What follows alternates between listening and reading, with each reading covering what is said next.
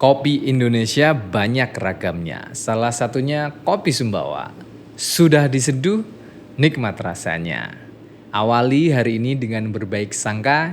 Ini dia Migunani Podcast Tribun Jogja. Telu, Papa.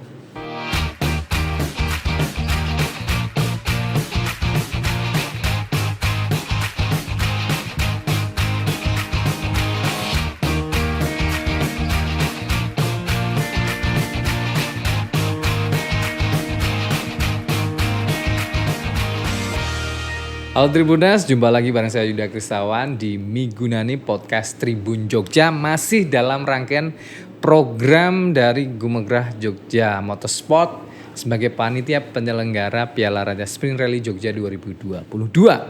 Dan tentu saja bekerja sama dengan Tribun Jogja. Nah, di kesempatan Migunani Podcast Tribun Jogja edisi kali ini Yuda akan ngobrol bareng ternyata sahabat lama. Wes, ngakunya sahabat padahal nggak pernah ketemu ya. Ketemunya jarang-jarang, tapi sekali ketemu di momen-momen yang penuh kebaikan. Nah, langsung saja beliaunya ini lagi bikinin kopi spesial ya. Namanya adalah Mas Andri dari Kopi Nusantara. Mana beliaunya?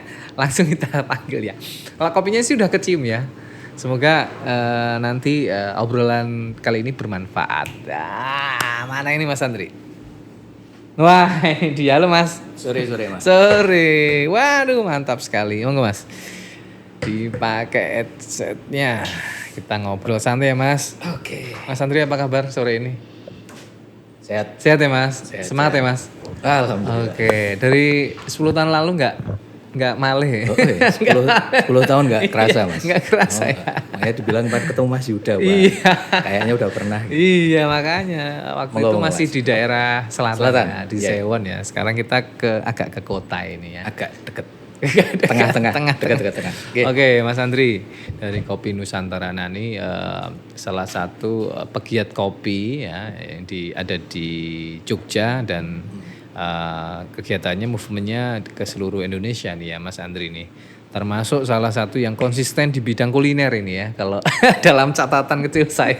Oh Mas Andri, oh ya oke. Nah Mas, ini kan sebentar lagi ada perhelatan Piala Raja Sprint Rally Jogja 2002. Nah Mas Andri selaku pegiat UMKM di bidang kopi ini kan akan terlibat di dalamnya ya nanti ya. Nah sebelum kita ngobrol boleh nggak nyicipin kopi dulu? Monggo. Ini apa ini? Agak spesial ini. Apa agak ini? jauh dari Pagaralam. Pagaralam. Duh. Daerah Palembang. Daerah Palembang Kopi benar. Robusta monggo dicicip. Dan ini sana itu saya cita-cita pengen pergi ke sana. Oke. Karena di sana itu konturnya itu asik ya. Tinggi gitu ya. Banyak kebun kopi dan tehnya di sana. Betul. Oke. Betul. Saya Monggo. nikmatin gitu. Waduh ini ya spesial nih roastingan Mas Andri.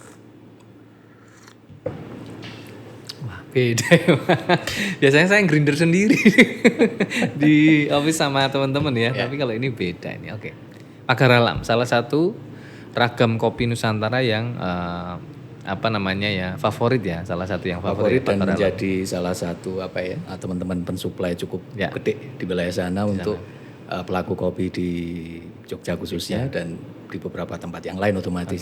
Bahkan beberapa suplai untuk misalnya kopi daerah Lampung, daerah yang lain banyak dari Pagaralam. Jadi ceritanya memang perlu dikenal lebih jauh lah, sejalan dengan anggaplah semacam misi lah kita di teman-teman komunitas Kopi Nusantara ini memang promoting atau mengekspos lebih banyak kopi-kopi lokal kita yang banyak sekali ragamnya. Ya ada Sumbawa, ada Gayo ya Mas. Gayo sampai ke Papua. Ada kebetulan kita punya jaringan petani di sana ya Mas. Jaringan petani. Nah terkait keterlibatan UMKM di beberapa event ya di Jogja khususnya. Meskipun di teman-teman kopi sendiri punya event ya Mas ya. Ada kayak Jogja Coffee Week ya. Terus ada waktu itu Malioboro Coffee Night. Terus ada kopi sedunia itu. Peringatan kopi sedunia, hari kopi sedunia dan masih banyak lagi dan kopi di atas kereta api. Ngopi KAI. Ya KAI waktu itu ya. KAI itu sampai di 80-an perjalanan kereta api. Lebih dari 300-an barista kira-kira gitu. Itu movementnya teman-teman kopi ya. ya bukan movement juga sih sebetulnya, slow kita. Nggak mau disebut movement loh. Poinnya kan ini aja, Iya, mengekspos lebih sering lah bahwa lebih kita sering. punya kopi-kopi yang kualitasnya bagus. Yuk kita cicipi lah gitu. Sering setiap kali kita ketemu dengan teman-teman siapapun gitu. Nama kami mungkin komunitas kopi Nusantara, tapi janjinya tepatnya komunitas ngopi Nusantara. Ngopi nih sih lah. Oke. Kira-kira gitu. Ngopinya aja dulu. Iya. Kira-kira gitu. Jadi nanti akan bisa bergerak ke lebih jauh ya. Jauh lagi. Kenal kopinya dari mana, proses yang baik seperti apa, kopi sehat atau ora. Kira-kira gitu. Ngerasa kesek lah gitu ya. Betul. Ya janjane kumpulan bakul-bakul kopi.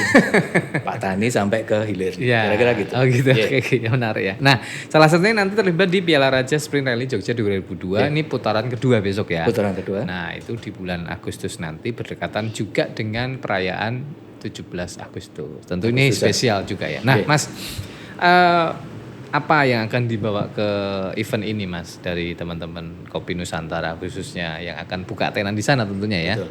Jadi sejalan dengan memang aktivitas kita yang paling umum lah memang promoting.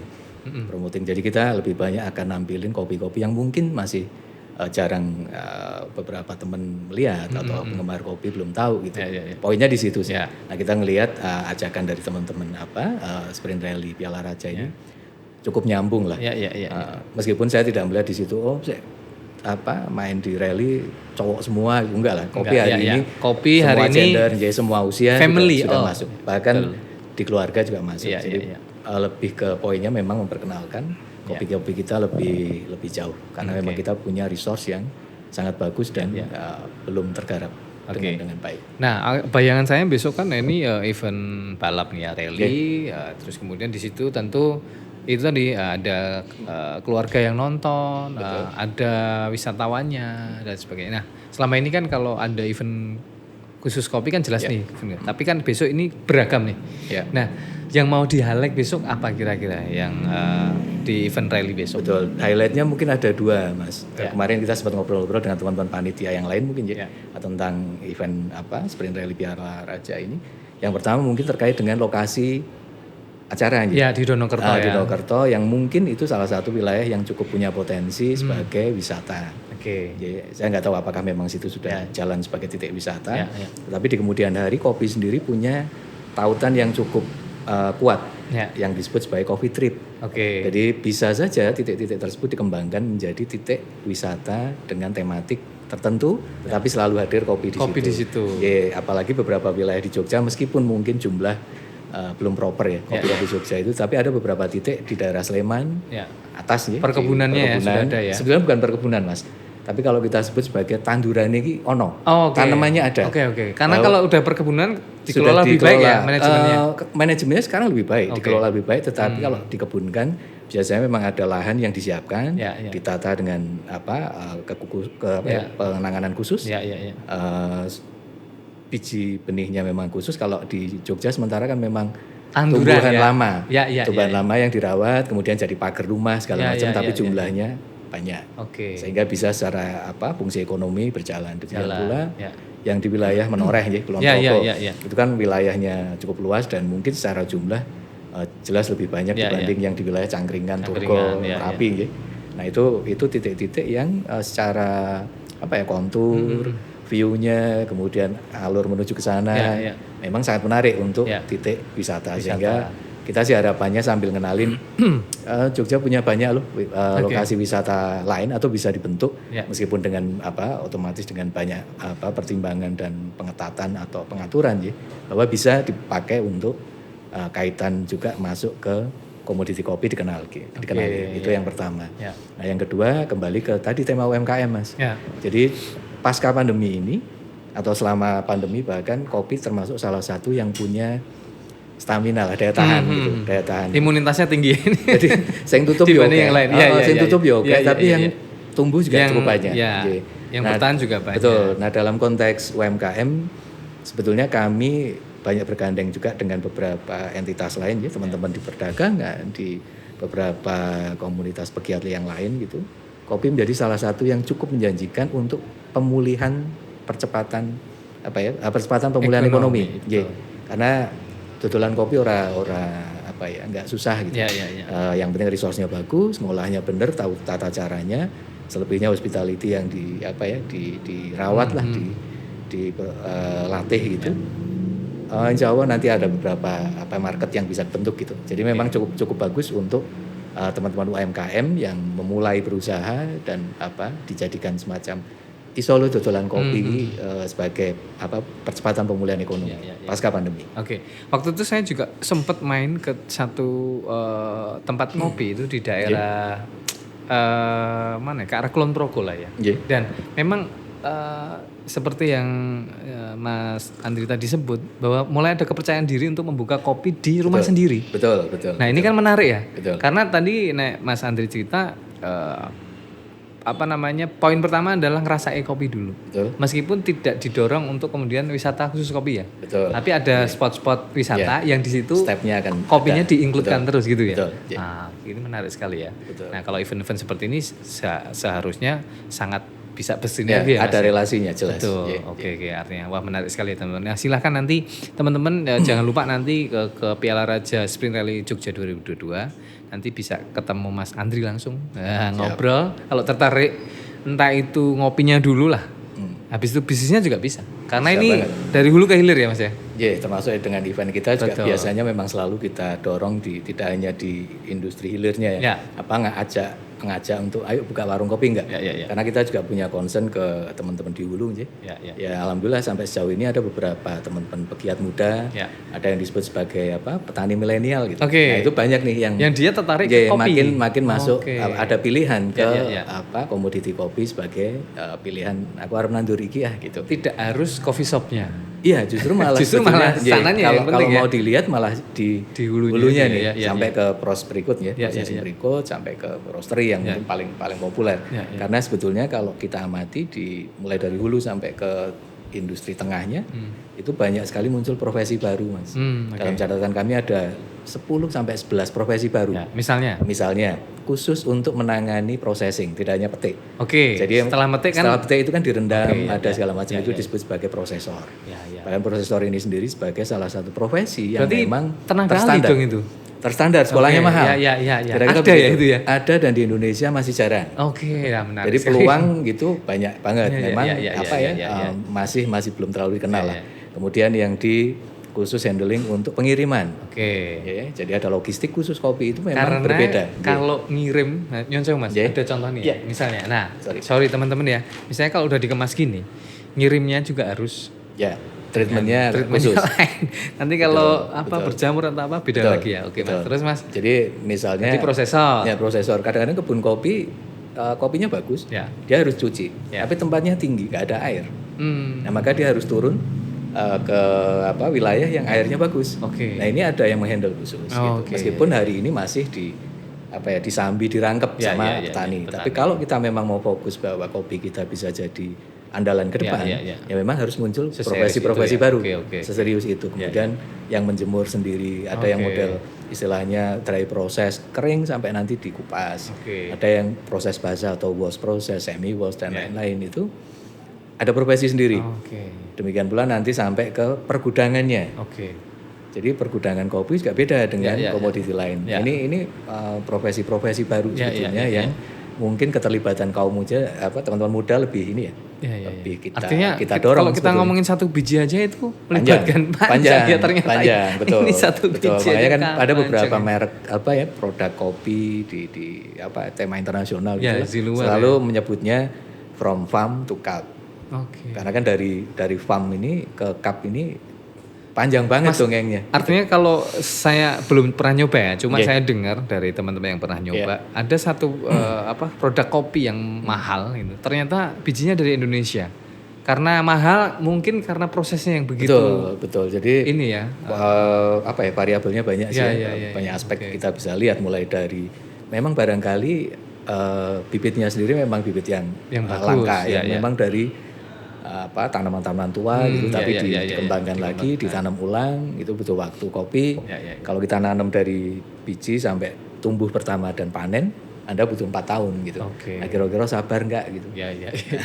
Kira-kira begitu. Ya, jadi ya. memang ada bukan barrier ya, tapi Ya. bahwa pengetahuannya memang harus disampaikan ke publik. Ya. Bahwa kopi-kopi kita mungkin udah terlalu tua gitu, sehingga kita harus intensifikasi, harus menanam lebih banyak gitu. Butuh waktu iya.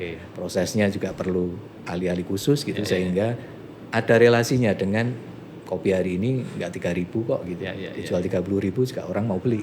Bukan persoalan harganya, tapi apresiasinya juga makin bagus.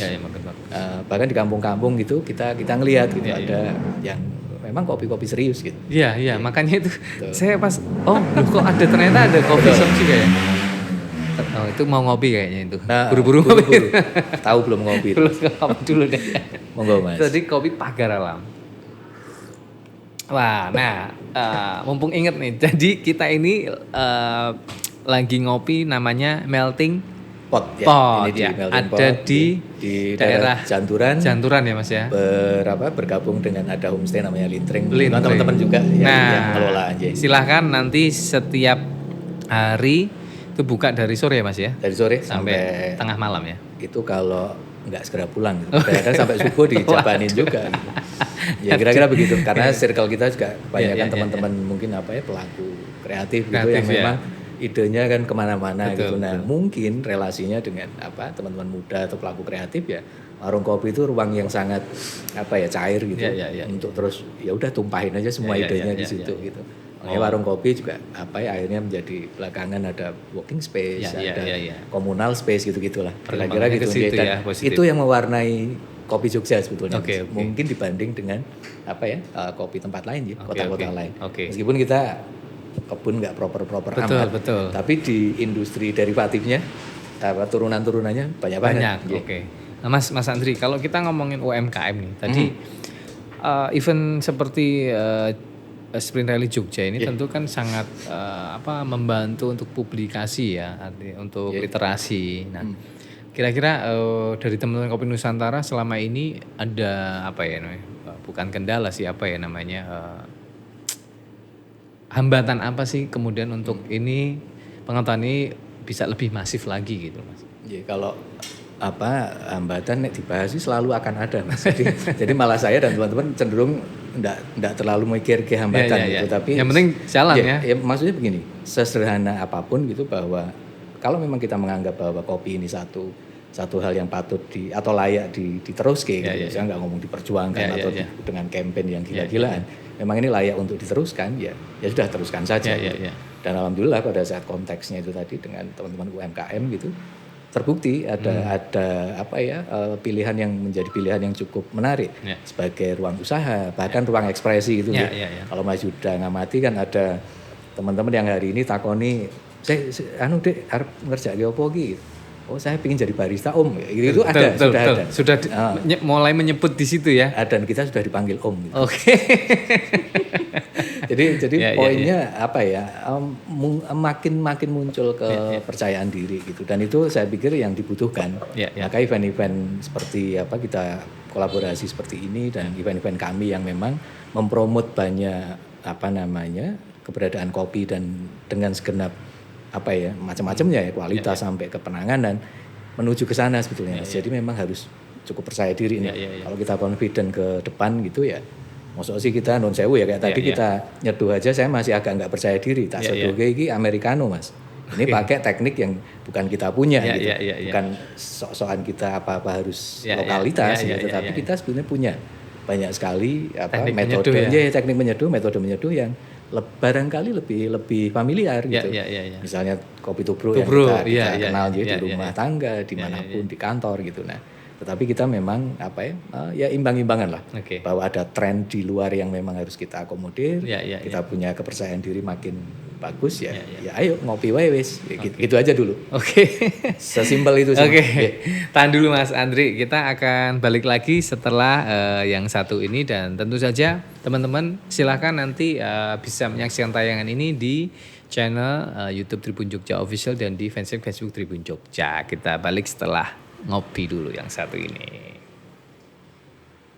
Istri sibuk isi keranjang, suami siaga harus bisa belanja sendirian. Gak mau ribet bawa uang, gak bisa milih belanjaan. Semua bisa diatasi pakai kris BPD DIY. Tinggal scan, selesai segala urusan.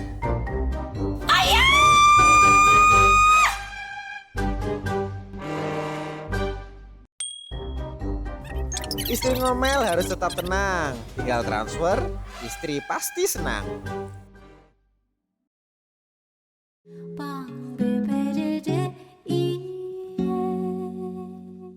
Nah, ngopi lagi. Oke, Mas Andri, lanjut kita. Mas, kopi sebagai bagian dari UMKM ya. Dan Jogja ini kan disebut ya, soko gurunya ekonomi itu ya UMKM gitu. Gitu ya. Oke. Saya malah baru dengar ini. Oh iya, istilah saya sendiri sih. Enggak, okay, tapi ini Mas ya UMKM-nya banyak nih. Betul. Karena aset yang banyak ya di Jogja itu masih mulai dari industri craft-nya dan belakangan mungkin kalau boleh dihitung ya 1 dekade inilah industri kopi di Jogja luar biasa ya. Bahkan ada satu ikon dibikin film juga Jogja jadi salah satu pilihannya. Nah ini menarik juga karena literasinya kemudian jadi luas gitu. Nah di teman-teman Kopi Nusantara ini kemudian melihat potensi tadi yang mungkin belum bisa disebut perkebunan tapi tandurannya yang sudah ada sejak dulu ya Mas ya. Dan memang potensial mungkin menurut pandangan Mas Andri gimana dari Merapi sampai Menoreh itu Mas? Ya. Sebetulnya aspeknya banyak sih Mas, mesti ditinjau dari mana nih kalau misalnya ngomong UMKM tadi sebagai soko guru gitu ada benarnya, tapi juga saya agak ini juga khawatir makin kesini tema UMKM selalu diperbincangkan tapi janjane apa tuh yang mau didorong asik gitu. Dibincangkan doang. Masih diperbincangkan kayaknya. Malah gitu. Masih diperbincangkan. Jadi mau dikemanain gitu ya? Jangan ke situ deh. Mungkin kerja-kerja real yang harus dilakukan gitu misalnya. Terus teman-teman banyak membahas tentang kopi. Ya wes sederhana buka saja sebagai salah satu ruang usaha kalian gitu. Bahkan ada beberapa teman yang di teman-teman perbankan gitu dengan guyon di Jogja itu UMKM bukan soko guru tetapi sebutannya malah M-nya itu bukan mikro tapi mikri. Saking kecilnya. Jadi memang sebetulnya ada beberapa hal yang di Jogja anggaplah itu sebagai kekhasan ya. Gak apa-apa. Yang kecil-kecil juga tidak masalah tetapi mungkin cukup punya kepercayaan diri untuk tumbuh, untuk bergerak sehingga apa yang ditekuni jadi sesuatu gitu. Tidak ada masalah gitu. Nah, maka pada saat ujungnya ke apakah ini akan jadi salah satu pilihan juga memang harus terus dibuktiin Mas. Tapi saya agak ini aja. Yang penting kerja realnya apa sih? Dengan teman-teman komunitas misalnya alhamdulillah kita pernah bekerja sama dan masih jalan sampai hari ini dengan corporate bahkan corporate negara. Jadi kalau misalnya jenengan amati komunitas kami janjane bahkan yang namanya legal pun tidak punya.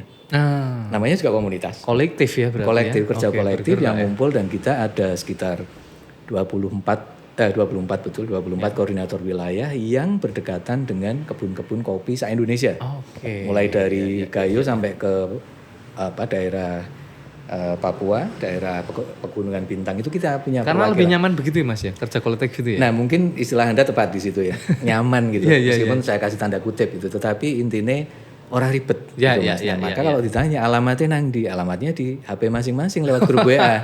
Tapi sudah ada 24 sekitar itu tadi. Ada 24 koordinator wilayah yang dekat dengan kebun kopi. Yang berdekatan dengan kopi sehingga kalau misalnya Mas Yuda nembung yuk buka kedai kopi kulaan opo wae iki Mas.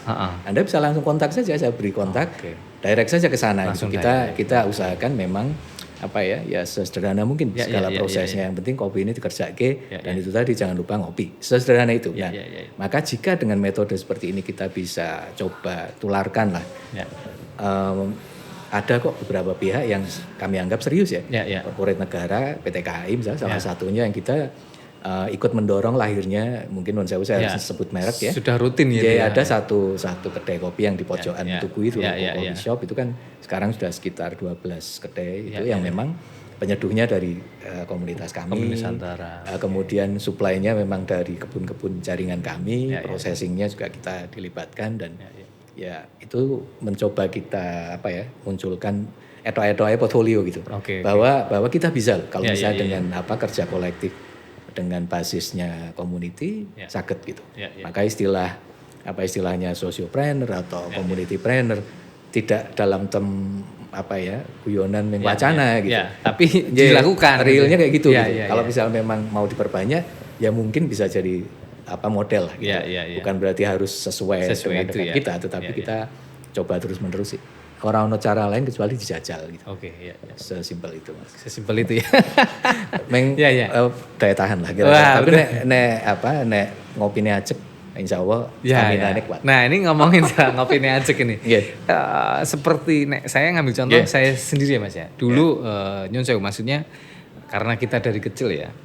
Mungkin mirip-mirip kita ngetes sama ngopi ya. Betul. Karena atau dulu makan bandeng lah ya.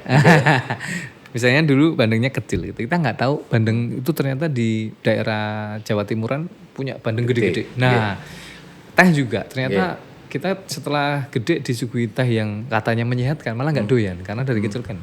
Kopi juga. Dari dulu ngopi ya kasih gula. Oke. Baru-baru ini aja kemudian mungkin orang bergeser bisa menikmati kopi pahitan. Oke. Karena sejatinya kan kalau menurut orang kopi ya tanpa gula. Nah, literasi itu seperti apa Mas yang dilakukan teman-teman Kopi Nusantara? Ini kan nggak mudah nih soalnya. Betul Mas, dan tiap kali saya cerita terutama kopi tanpa gula ngono iki mesti engko bar iki kok sing WA gitu. Ngawur. Jadi poinnya begini, kalau saya secara pribadi memang tidak pernah saya mencoba untuk tidak gegabah gitu tentang karena teori ini ora enek. Ya. Walaupun mau diadu semuanya merasa benar. Tapi poinnya begini, kalau kopi dengan gula, ini pertama yang tentang kopi dan gula dulu ya. Kopi dan gula itu selera Mas. Ya. Jenengan punya memori ngopi yang pertama dari produk apapun, ngerti ini manis gitu. Maka selera yang berikutnya di kemudian hari sampai hari ini, kopi dengan gula buat saya itu selera. Buat saya sih terserah mau dipakein gula atau enggak, monggo aja. Tetapi yang bisa saya highlight, saya garis bawahi, jika Anda ngopi dengan gula, mungkin, saya juga masih tambahkan mungkin manfaat kopinya akan berkurang. Sesederhana itu. Karena kopi dan taste-nya juga berkurang ya. Saya juga tidak bisa memaksa mungkin situ, ya, masih mungkin. Karena persoalan tes juga kembali ke selera. Beda. Hati-hati memang. Ada preferensi, ada preferensi. Karena itu tadi bahwa semua yang kita konsumsi sebetulnya punya manfaat. Misal untuk jantung, untuk kesehatan. Bahkan ada yang bilang kalau ngopi terus ada asam lambung itu memang hanya dugaan. Biasanya karena processing kopinya yang tidak bagus. Kira-kira begitu. Nah, di kopi sendiri ada ini sedikit teknis saya sampaikan.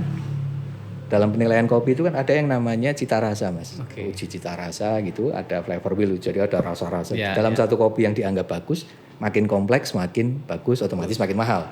Nah di situ ada rasa macam-macam. Misal rasa strawberry lah. Kalau di kemasan tuh biasanya ada juga ada keterangan toh. Ada keterangan ada rasa ada rasa almond, ada rasa ini pisang dan lain-lain gitu. Nah, maka preferensi pertama kita waktu kecil itu yang akan membentuk berikutnya kita punya preferensi apa. Misal kalau saya tanya Mas Yuda, kira-kira jenengan mulai pertama makan stroberi kapan? Belum lama toh? Belum lama. Di supermarket itu ada stroberi yang fresh. Tapi memori pertama stroberi apa? Udah permen dulu. Permen sugus lah atau ultra susu gitu ya? Iya. Yang kalau kita compare dengan barang aslinya, loh kok beda? Kira-kira begitu? Iya betul. Iya, jadi pada saat misalnya ada di flavor wheel itu ada di situ rasa peach. Di kopi tertentu itu muncul cita rasa peach. Emang kita pernah makan peach? Pernah ya belakangan ini karena supermarket ada peach. Tapi kalau kita konversi, rasanya mirip karo star fruit atau blimbing. Itu pun blimbing yang overripe, rodo bosok gitu. Nah, berarti cita rasa koyong ini karena bergantung dengan memori tadi. Memori tadi Mas. Jadi sama kayak misalnya jenengan dulu waktu SMA, seberangnya SMA ono warung enak banget. Terus kita datang lagi, kok beda ya? Bukan si ibu itu yang berubah warungnya bukan. Tapi preferensi kita makin kaya. Udah makin kaya. Sehingga padahal sama sebenarnya. Sama dari dulu sih ibu. Karena lidahnya udah kita makin gaya gitu. Makin gaya tuh kayak udah curang. Padahal betul. Kira-kira begitu. Nah, di ruang kopi itu mungkin kalau saya bilang sih itu menjadi barrier tapi sekaligus daya tarik Mas. Karena orang makin ada penasaran nih jajal lah. Kadang-kadang di kemasan tulisannya rasa ini itu ciki ini itu gitu. Ya jajal kok ora iki. Tapi yang misalnya terus tapi kan sampean jajal sih sah-sah aja gitu. Tapi poinnya bahwa di kopi punya sesuatu yang mesti kita gali, kita rawat. Itu aja sih. Ya, tapi menarik ya teman-teman Tribuners. Jadi memang ketika sudah bisa ngopi tanpa gula, sekali lagi tapi selera tadi ya, itu akan menemukan itu tadi ya manfaat dan rasanya itu beragam gitu loh. Memang luar biasa. Betul. Satu daerah aja bisa pagar alam bisa macam-macam gitu loh. Bali juga Arabica beda lagi, Liberica lagi macam-macam. Belum nanti kalau ada rasa buahnya tadi ya Mas ya. Jadi menarik sekali untuk teman. Nah, silakan nanti teman-teman kalau penasaran langsung sebelum ke Piala Raja karena masih beberapa saat lagi ya. Ke sini dulu di Melting Pot ya. Oke. Nanti saya temenin sama Mas Andri ngobrol kopi ini. Waduh. Kalau mau nyeduh sendiri boleh. Boleh ya. Boleh. Ini alatnya banyak. Alatnya lengkap di sini ya.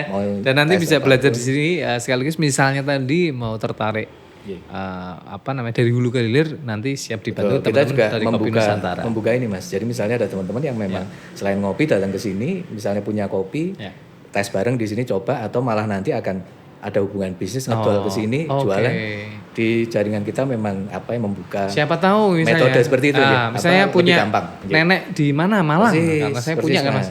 Ternyata daerah ini jangan-jangan gitu Mas ya ada ragam kopi yang belum terekspos. Nah, siapa tahu begitu. Dulu kami membentuk komunitas Kopi Nusantara juga caranya begitu Mas karena di Jogja kopi ini ora proper ya artinya titiknya belum banyak dan mungkin kapasitas belum banyak, tapi di sini ada perwakilan kopi yang jenengan pasti nggak perhatian. Namanya Asrama Mahasiswa. Nah kita keliling aja udah. Situ ya, udah. Ke 34 provinsi. Jadi kita keliling aja ke teman-teman itu kita tanya, Mas ada kopi nggak di kebun? Nggak ada. Tetangga atau Pak Le atau kakek gitu. Ada. Nah akhirnya terkumpul tuh dari ujung Gayo sampai ke Papua. Sesimpel itu. Jadi sebetulnya Jogja ada semua kalau mau telaten nyari. Kira-kira sesimpel itu. Oke. Terima kasih nih Mas Andri dari Kopi Nusantara. Obrolannya ini sama-sama. Kayaknya nggak bisa satu episode ini. Supaya orang ketemu bisa gedabus. Banyak banget. Ini saya udah disuguhi salah satu kopi yang ada di Melting Pot. Ini ada pagar alam punya. Tapi tadi seduhnya apa Mas tadi? Tadi Americano long black long black ya. Nanti bisa ditubruk. Selera lagi nih. Selera. Kalau sudah bicara kopi nanti seduh aja bisa macam-macam ya. Roastingannya macam-macam. Oke. Terima kasih Mas. Nanti kita jumpa lagi di Sprint Rally. Putaran kedua ya. Nanti di sebelum Agustus kalau nggak salah 14 ya. 14 Agustus. Jawa nanti teman-teman juga bisa ngopi di sana sekaligus ngobrol lagi bareng Mas Andri dari Kopi Nusantara. Nah, sekali lagi teman-teman kalau penasaran silahkan nanti teman-teman bisa sambangi booth-nya Mas Andri Kopi Nusantara di Piala Raja Sprint Rally Jogja 2022 di putaran kedua di Donokerto, itu di daerah Sleman sana, Yogyakarta di atas ya, 15 kilo dari Merapi. Hawanya sejuk pokoknya, asik pokoknya. Nah kalau cocok. Nah kalau nggak sabar langsung ke sini, buka setiap hari dari sore sampai itu tadi ya sebuah seni ya. Sekuatnya sakuate. Lu beneran lah. Kalau ditandangin nanti sakuate beneran ya. Thank you Mas. Matur suwun banget atas serinya. Semoga disebut movement enggak mau ya. Semoga lakunya malah tambah abot. Laku spiritual kopinya ya sama teman-teman Kopi Nusantara itu selalu memberi kemanfaatan lah. Sesuai dengan judul podcast kita Miguna nih gitu ya. Amin. Thank you sekali lagi dan matur suwun, kita jumpa lagi di momen yang lebih baik berikutnya. Thank you Mas, salam buat teman-teman Kopi Nusantara. Sampai jumpa di Piala Raja Sprint Rally Yogyakarta 2022. Itu tadi teman-teman ngobrol saya bareng Mas Andri dari Kopi Nusantara. Kita jumpa lagi di edisi berikutnya masih di Migunani Podcast Tribun Jogja dalam rangka Piala Raja Sprint Rally Jogja 2022 putaran kedua. Terima kasih matur suwun. Sampai jumpa.